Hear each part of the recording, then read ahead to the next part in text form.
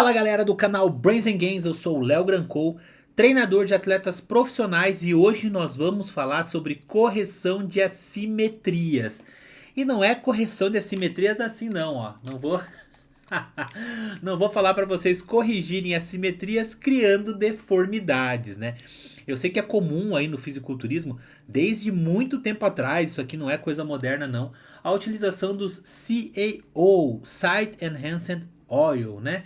Que seriam aí Sintol, ADE, óleos vegetais, PMMA, ácido hialurônico, né? Nós temos aí atletas que têm aí histórias polêmicas, né? Como essa transformação 2015-2016 do Derek Lunsford, com essa simetria bizarra dos quadríceps dos vastos que magicamente desapareceu e depois veio perseguindo ele ao longo dos anos aí essas polêmicas com possíveis preenchimentos, mas isso não é exclusivo do Derek, isso também tem acontecido muito aí com o Andrew Jacket falando dos mais novos e do próprio Hadi Choopan, né, que muitos falam aí que ele tem aí alguns preenchimentos em tríceps e em deltoides, tá? Mas não é esse o intuito do vídeo. O intuito do vídeo é falar sobre correção de assimetrias na raça, galera, com as ferramentas éticas que nós temos, que são o treinamento, tá? E por que eu tô falando do Hadi Choopan? Galera, porque eu comecei esse assunto justamente porque eu recebi um recorte, tá? Um corte de um podcast no qual o Milo Sarcev, tá? Que é o atual coach e treinador do Hadi, fala que eles estão tentando usar estratégias para melhorar uma assimetria no quadríceps direito do Hadi. Eu admito que eu nunca reparei tanto assim, eu soube que ele teve uma lesão de joelho, mas de fato agora vamos dar uma olhadinha como que ele estava no último Arnold, e você vê quando ele anda aqui, ó galera, que esse quadríceps direito ele realmente é ligeiramente menor que o esquerdo, e é por isso que eu vou mostrar para vocês uma sacada que ele faz nas poses. Vamos dar uma olhada? Aqui, ó. Cada passo você percebe a diferença, ó, do volume do quadríceps esquerdo e do quadríceps direito. Realmente é bem grande a desproporção ali. Ó, aqui dá pra ver a cada passo, ó. E aí o que, que ele faz? Nhec! Joga o pezinho aqui para direita, rotaciona o joelho para fora para dar esse meguezinho e mostrar mais os sartórios e os adutores, mostrando um preenchimento maior das pernas para igualar, tá? Então vocês vão ver que ele vai estar toda hora aqui, ó, com o pezinho virado, o joelho virado à direita, para tentar igualar essa discrepância das pernas, tá? Ó, jogou o pezão para direita, ó, de novo, jogou o pezinho para direita. Ah, será que é para mostrar o sartório ou não? Galera, ele já tem o sartório bem marcado, então, e aparentemente isso é falado assim, sem nenhum, aqui dá para ver bem, ó, a diferença dos quadríceps. Isso é falado sem nenhum rodeio, tá? Inclusive pelo atual treinador dele. Vamos dar uma olhadinha o que o Milos falou aqui com o Dennis James, tá? E o Joseph Raymond. Quads, and then because you need to fill up that quad. Yeah, that was his downfall. If you remember, Tyler Mannion explaining why he lost 2025. Então esse foi o motivo que ele perdeu no passado, essa lesão do quadríceps. Ele precisa preencher o quadríceps. O Tyler Mannion explicou porque ele perdeu pro Derek no Olympia de 2025. Né? A perna direita dele estava um pouco menor. E o Derek trouxe as pernas. Como que você vai resolver isso? Pergunta Dennis James. So you tell me, because he said he has a little bit of injury. I say, Hadi, how you have an injury and you do that crazy way? Right. You know what I mean? So, but how do you fix it though? You tell them you just do one-legged leg presses and stuff Como que você vai corrigir isso? Você vai pedir para ele fazer uma perna só de cada vez? Como é que é? like that? Yeah, whatever you do here, we lower the weight, put in the muscle, and then do extra. Qualquer coisa que você está fazendo com uma perna, boa, a gente diminui aqui, trabalha na outra perna e aumenta o volume. Então, primeira providência do Milos, aumentar o volume de treino na perna ou no membro, né? Discrepante, mais fraco, menor. Right leg work. Jay Cutler did this for years because you remember it was big discrepancy.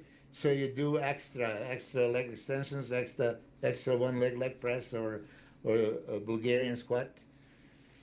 Então ele diz que o Jay Cutler já fazia isso, né? Ele fazia mais volume, né? Maior número de séries na perna machucada, com mais extensora, mais leg unilateral, mais búlgaro.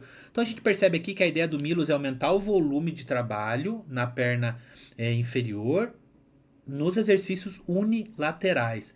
Eu vou pegar uma passagem aqui que eu acho que é um miguezão isso aqui. O que você acha? Comentem aqui, ó. To train people. Oh, this guy is. Ele fala que ele é um maníaco de He created treino. accomplished, you know, from the front. That was probably, he's lean. He's 6. That means older Yeah. than people think. Because he's been O José Raymond, né, que é um grande atleta da 212, da 212, ele fala But que I acha was worried that estranho, he que ele was older than achava que o people Hadi think. era mais velho, mas ele tem só 36 anos, galera. Eu acho que o Hadi é He's been bem around. mais I velho mean, que he's 36 only anos. 36. That means he was 26. Ele não pode ser mais novo do que eu, né? Mas enfim, achei um miguezão. Mas vamos falar um pouquinho então. O que a gente pode trazer para vocês? Estratégia para melhorar a discrepância entre os músculos, tá? Então aqui, né, a gente tem duas fotos do Hadi, né? E aqui a gente vê de fato que ele tem uma tendência de jogar então esse joelho mais para fora, tá? Nas duas poses, para tentar mostrar esses adutores e posteriores e o sartório para tentar compensar aqui a espessura maior da perna esquerda, tá? E o que a gente poderia fazer, o que a gente poderia prescrever para os nossos alunos ou para nós que temos discrepância aqui nos membros, tá? Pernas, bíceps, tríceps, deltoide, como a gente poderia fazer isso aí, tá? Bom, obviamente que eu não vou sugerir a vocês fazerem os preenchimentos aqui, né? A gente vai trabalhar com um pouquinho de ciência e um pouquinho de experiência prática que eu vou trazer aqui para vocês, tá? Então, para isso, eu preparei aqui com muito carinho alguns slides para a gente conversar, tá? Antes de tudo, galera, antes de começar qualquer coisa, né? Vamos usar o Hadi de exemplo, tá? O Hadi vai ser nosso exemplo aqui. Qual que é a origem dessa assimetria? Será que ela é uma origem de lesão? Ou será que é uma falta de desenvolvimento muscular por simplesmente erro de treinamento? Será que é um problema neural? Ué, a gente pode ter sim um acometimento neural, uma herniação de disco que está acusando no quadríceps, alguma lesão lá no quadril que está impedindo o movimento, alguma lesão no joelho que está inibindo a parte neural desse músculo. Então será que é só sair aumentando o volume e aumentando o número de séries unilaterais, só mais e mais? Ou será que a gente tem que entender se a gente tem um problema neural ou a gente tem um problema muscular, né? Quando eu falo muscular aqui, a gente pode estar falando estrutural, né? Como histórico de lesão, um estiramento, né? Músculos que rasgaram igual o do sebum, que tem o reto femoral rasgado, o posterior rasgado, né? E aí a gente tem que entender esses fatores estruturais, tá? Porque, as assimetrias, elas são multifatoriais em sua origem, tá? Então a gente tem que ver qual que é, o que tem causado isso, analisar no nosso aluno isso. Então a gente pode ver se ele não tem uma diferença de controle motor, de coordenação, né, de recrutamento inadequado, né, por questões de medo, de cinesiofobia, lesões antigas, se ele não tem algum problema de estabilidade, pisada, né, e tudo isso pode vir a ser melhorado ou não, porque a gente sabe que essas correções posturais, elas vão ser muito intrínsecas, né? E às vezes a gente não consegue só com comandos verbais fazer essa melhora. A gente precisa ver toda essa estrutura. Então, no caso do Hadi, né, é uma lesão de joelho, né? Então, eu primeiro tentaria tratar a causa dessa lesão, ver se ela ainda existe, né? E tentar melhorar essa lesão para que não haja inibição neural, porque a gente sabe que nessa mecanopatologia, a proteção do corpo é inibir a musculatura, e daí ela diminui. E a gente precisa então trabalhar talvez com mais pump na região, séries de aquecimento mais focadas naquilo ali, coordenação unilateral. Então tentar identificar o que está acontecendo, é o passo 1. Qual que é o passo 2 que eu diria para vocês? Aí, galera, com toda certeza, dentro da literatura e da minha experiência, seria priorizar exercícios unilaterais. Por quê? Porque exercícios bilaterais, nós temos aqui uma compensação, né? Nós acabamos compensando naquele membro que o joelho não está cometido, naquele membro que é dominante pelos nossos padrões motores, se você é destro, se você é canhoto, né? E aí nós vamos sempre mascarando esse padrão assimétrico, porque o corpo ele até parece que está agachando bonitinho, mas ele tá lá com uma perna de dominância, né? Na hora de dividir as forças, nós estamos lá com 70% de força nessa e 30% nessa, né? Então a gente vai perpetuar isso. E aí a gente entra com os exercícios unilaterais porque a gente consegue daí identificar aqueles problemas neurais, aqueles problemas coordenativos motores, a gente começa a ver se existe realmente esse padrão e a gente começa a promover um equilíbrio, né, entre essas musculaturas, tá? Então os exercícios unilaterais, eles revelam quais são essas reais diferenças e a gente começa a entender se é um equilíbrio, se é força, né? Não, os membros têm a mesma força, mesmo número de repetições, não sente dor. Pô, o que está acontecendo? Então a gente tem que tentar identificar isso aí, tá? E aí, galera, o que é interessante? Quando a gente fala na literatura sobre esportes, os exercícios, né, as providências que mais funcionam para corrigir a simetria de força e performance esportiva, tipo saltar, pular, chutar, são realmente treinar um membro unilateral, né? Fazer exercícios unilaterais para correção de assimetrias entre as pernas, né? Aqui no caso, esse estudo que eu trouxe é de jogadores de futebol. E que engraçado que assim, ó, será que não é só aumentar o volume de treino? Será que não é só dobrar o volume de treino? Por incrível que pareça, em alguns estudos, aumentar o volume de treino naquela perna mais fraca foi positivo na melhora de performance. Em outros estudos não houve melhora significativa. O que houve melhora significativa foi treinar um membro de cada vez, tá? Então guardem essa informação. E o que é engraçado é, algumas pessoas acreditam, né, que treinar unilateral ou bilateral seja melhor do que unilateral ou vice-versa. Nós temos aqui essa meta-análise, revisão sistemática do professor Vitor Lucassiano, aqui do Brasil, brasileiro, né? E apesar de ela ter estudos muito reduzidos, ela acabou nos dando aqui uma fraca evidência, na minha visão, de que os exercícios unilaterais e bilaterais têm o mesmo desfecho de hipertrofia. Não é um estudo que a gente pode realmente levar muito a sério ao pé da letra, porque ele tem aqui um efeito muito baixo, considerando que era só 9 estudos com iniciantes, com mulheres, tá? Então, na minha opinião, primeiro, os exercícios unilaterais e bilaterais sequer são intercambiáveis na essência. Por exemplo, um búlgaro, galera, o búlgaro, ele não é igual fazer um agachamento só que com uma perna só, não. O búlgaro tem esse potencial torque flexor do quadril, e a gente vai ter que fazer uma extensão, e também trabalha o reto femoral da perna de trás. Então, assim, ele é completamente diferente em cinética e cinemática do que um agachamento. Então, exercícios unilaterais também podem hipertrofiar heterogeneamente a musculatura. Nós podemos hipertrofiar áreas diferentes do músculo.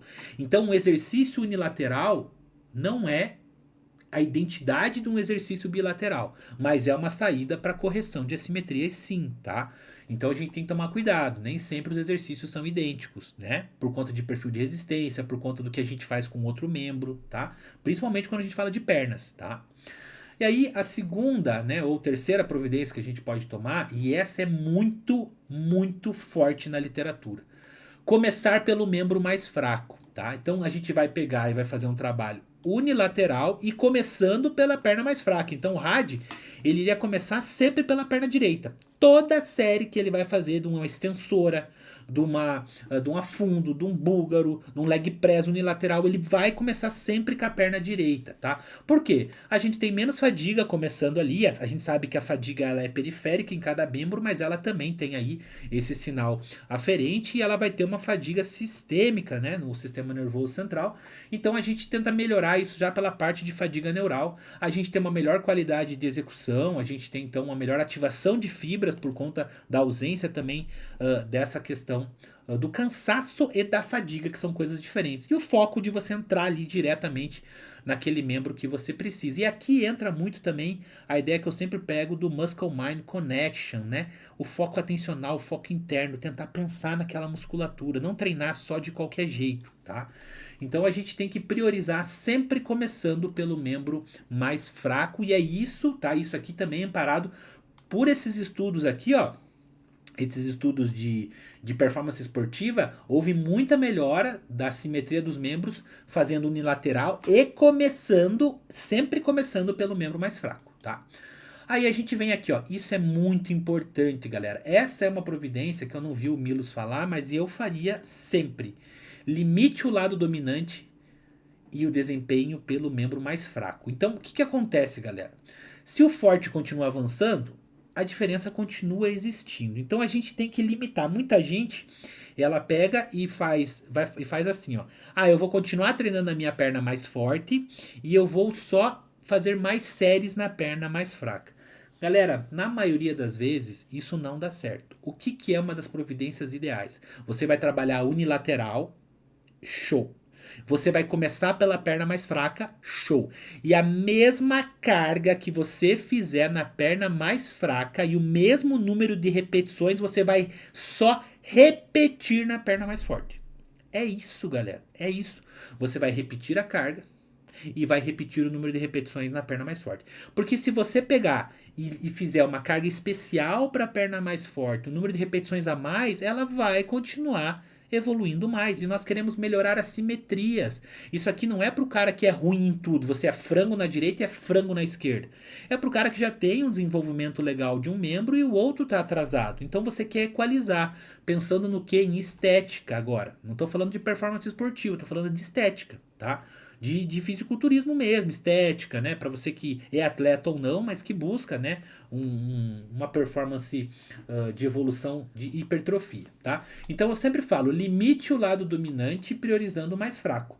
Então a estratégia aqui é o que? Equalizar pelo lado mais fraco. Você bloqueia o lado mais forte e maior e repete tudo que você fizer no mais fraco, tá? Então lembre, equalize repetição e carga pelo lado mais fraco. E aí, cara, é muito importante vocês tomarem muito cuidado com essas estratégias de apenas aumentar o volume do membro mais fraco, como falou o Milos. Ah, eu vou aumentar aqui mais cadeira extensora, mais leg aqui. Por quê? Porque quando a gente aumenta o volume do membro mais fraco, se nós não soubermos lá em cima o que causou essa assimetria, se é uma lesão de joelho, se é um problema neural, se é uma falta de coordenação, eu vou estar aumentando aqui esse volume e eu vou estar me colocando numa situação de fadiga excessiva, risco de lesão.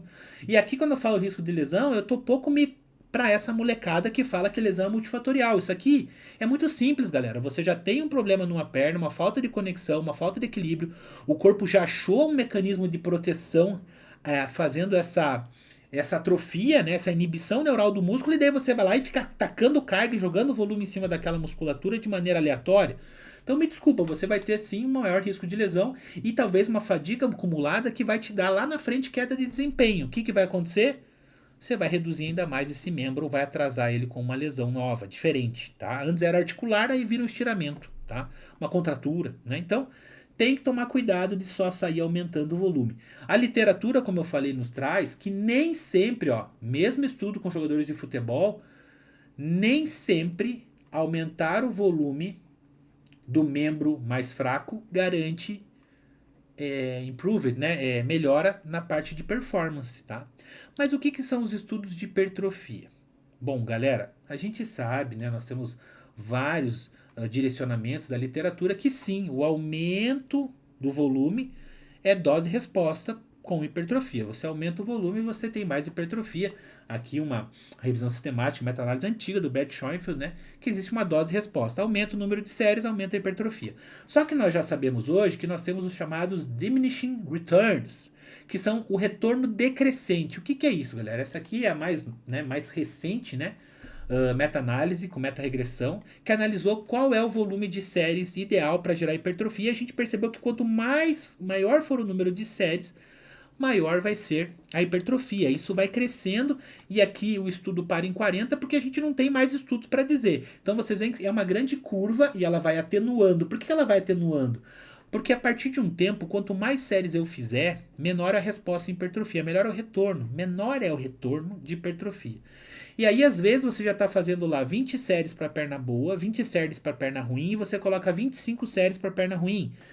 Essas 5 séries, elas já não vão ter uma resposta suficiente de hipertrofia adicional, tá?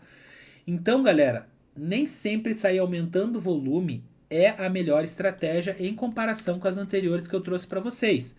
E quando eu digo aumentar volume, eu estou dizendo em aumentar volume por séries diretas, né? Straight sets, séries diretas, tá? Então eu tenho uma outra estratégia para vocês. A primeira, se você for fazer, faz unilateral, começa pelo membro mais fraco, melhora a tua conexão com o exercício, aí aumenta um pouquinho o volume. Se você aumentar o volume, você vai fazer o quê? Você vai buscar aumentar a frequência. Por quê? Porque a gente já sabe que, apesar de ser ainda controvertido na literatura, para mim é questão de tempo para a gente realmente conseguir entender que fracionando mais os mesmos exercícios, né? Treinar o mesmo grupamento muscular mais vezes na semana vai garantir maior performance, força e assim hipertrofia em médio e longo prazo do que concentrar o treino numa vez só.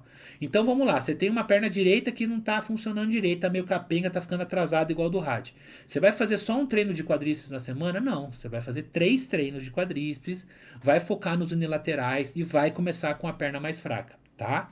E aí a gente vai ter então uma maior qualidade por sessão, maior recuperação e a gente tem um maior potencial de adaptação. Não sei se vai gerar hipertrofia, mas eu sei que muita coisa pode melhorar, tá?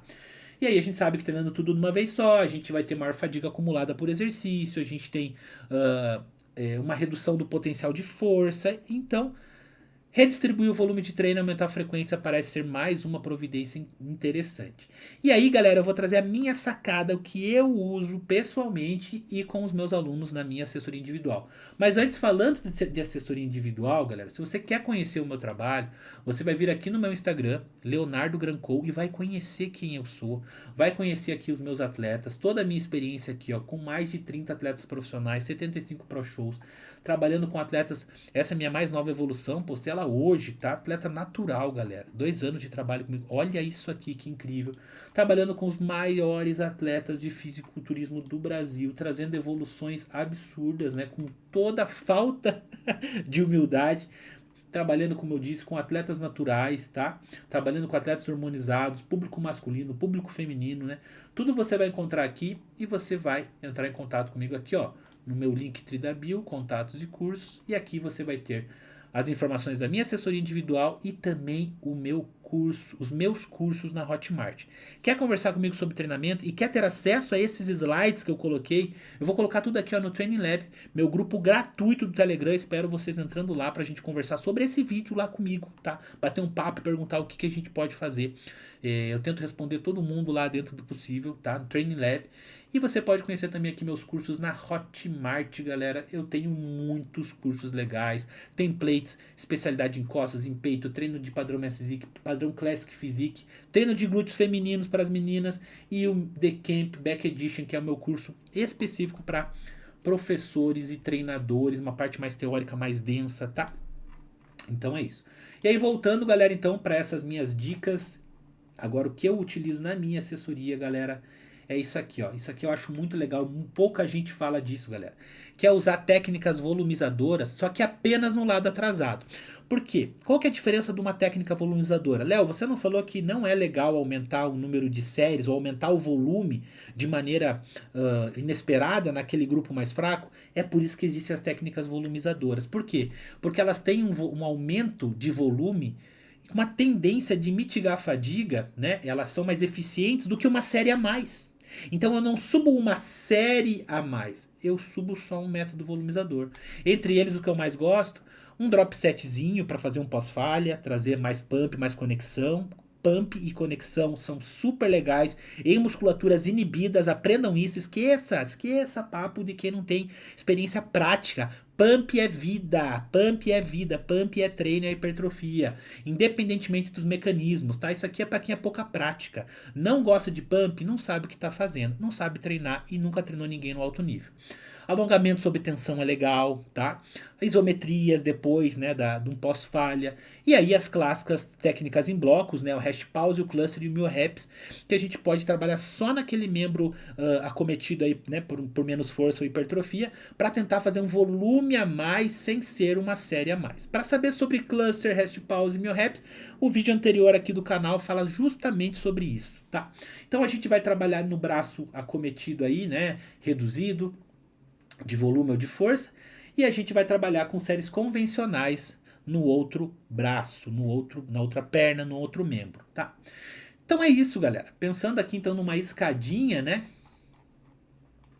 Pensando numa escadinha aqui de prioridades, né? O que eu faria?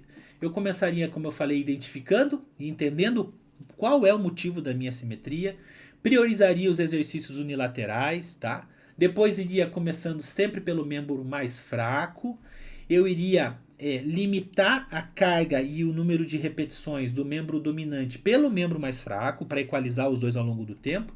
adicionar o volume de maneira cautelosa, desde que eu consiga me recuperar dele, então trabalhar umas sériezinhas a mais naquele membro acometido, mas o ideal é antes de aumentar o volume em geral, aumentar a frequência de treino na semana daquele membro e principalmente tentar usar técnicas volumizadoras só no membro acometido até equalizar toda essa discrepância, tá? E eu sempre falo, a correção de assimetrias, ela depende menos de maximizar o crescimento geral e mais de equalizar adaptações, ou seja, não é só buscar hipertrofia a todo custo, mais na direita e um pouco na esquerda, né? A direita sendo a acometida, então eu quero mais na direita e mais na esquerda, não.